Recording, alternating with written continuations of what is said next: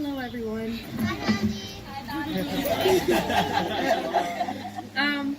So I first want to say thank you, everyone, for coming out.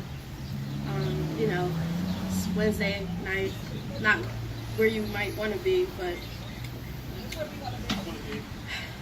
so I wrote a speech, basically outlining my high school experience and how it made me who I am today.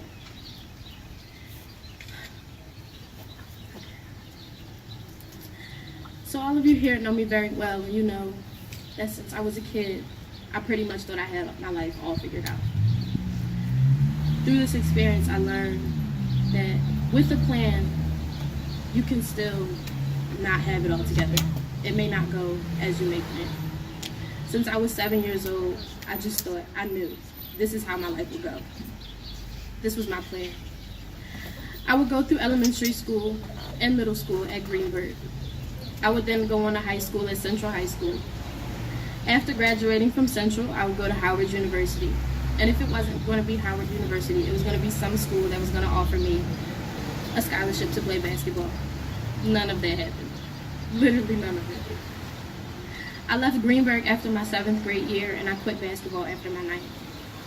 I left Greenberg to attend the prestigious Baldwin School for Girls, where their motto was, "From thinking girls to accomplished women." Going into Baldwin in my 8th grade year, I just knew that I would graduate high school from there, and that I would be that accomplished woman that they were so sure they would make me. But that, family and friends, as we know, didn't happen either. I'm sitting here in my front yard as a graduate from a Gore Cyrus charter school because summer of my 8th grade year, I got a concussion that would alter the next 4 years of my high school life. I completed my first 2 high school years at Baldwin hoping that things would get better for me. Emotionally and physically, I struggled. My brain wasn't allowing me to learn and enjoy high school the way I wanted to. The headaches and restrictions made it hard for an active person like myself. I vividly remember my doctor saying to me after a year of visits that because of the severity and the longevity of my concussion, that there was a high possibility that I would have long-term symptoms after I was cleared. Of course, hearing those words as a driven student athlete was not ideal, but hey, life had other plans for me. So I made a pretty big decision. A decision to quit basketball and to leave Baldwin, a sport I knew could take me places and help fund my college education. A school I knew the name alone could help me get into college. While yes, I loved to play basketball. But no, I didn't love Baldwin. But I knew that they both could possibly affect my future in a very positive way, so making that decision wasn't easy. I didn't make this decision by myself either. My parents played a big role. They stood by my side through it all.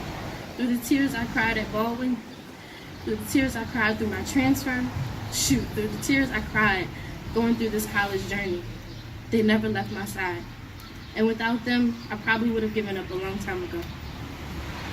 I realize now that while yes, this experience was hard for me, it was equally as hard for them. To watch their daughter struggle what was supposed to be some of the best 4 years of her life. Choosing cyber school was not the most logical decision upon leaving Baldwin, most people would say. But I spent 2 weeks at Northeast High School after leaving Baldwin. And both my parents and I came to the conclusion that there was no place for me. It didn't challenge me.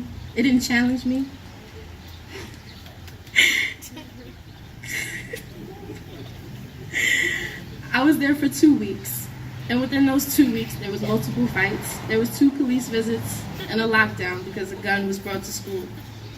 I had 2 classes in the auditorium, no desk, no board, just a teacher, a student, and a music class that was also going on. Of course, cyber school may not be what parents want for their children, but it was what was best for me. I convinced my parents and the rest of my family that this was going to be the best decision for me. When I told people I left Baldwin for cyber school, the looks I got were crazy. But my parents helped me realize that it's not about them and it's not about what they think. It's about me and the best decision for me. No, I didn't necessarily love cyber school, but what I will say is I got my work done, got my grades up, all while remaining mentally and emotionally sane. It wasn't easy.